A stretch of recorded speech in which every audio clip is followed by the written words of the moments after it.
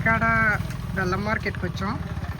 బెల్లం అనేది ఎలా తయారవుతుందో మీకు ఎక్స్ప్లెయిన్ చేసి చెప్తాను, ఆగండి. ఇదిగో చుట్టుపక్కల అంతా చెరికే మొత్తం అంతా.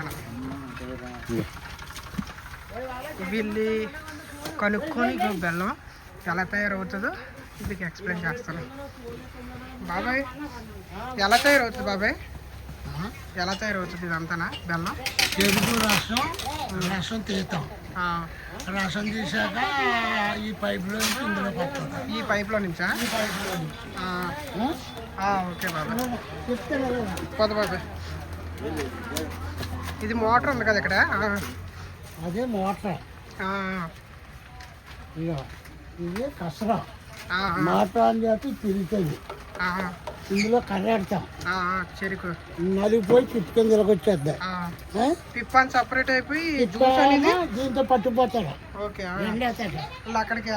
అక్కడికి ఇందులో రసం వస్తుంది. ఇంకో మోటార్ నింటాం.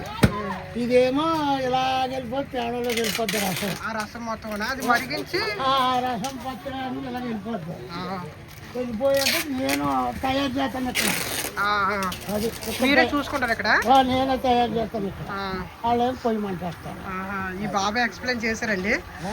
ఈ బాబాయ్ మొత్తం చెప్పినట్టు ఇక్కడ నుంచి ప్రాసెస్ స్టార్ట్ అవుతుంది. తర్వాత అక్కడ జమ్మల కింద పేరుస్తారా? అయ్యో, తర్వాత ఇందులో పోతాయి జమ్మది, గ్లాసుల్లో పోతాయి. ఈ గిన్నె పోసేస్తాం.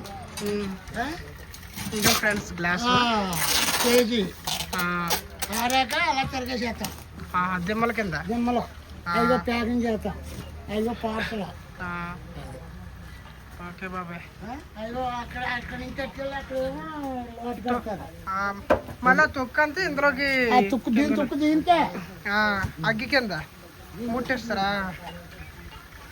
ఓకే ఫ్రెండ్స్, చూడండి బెల్లం ఎలా తయారైందో ఫైనల్గా.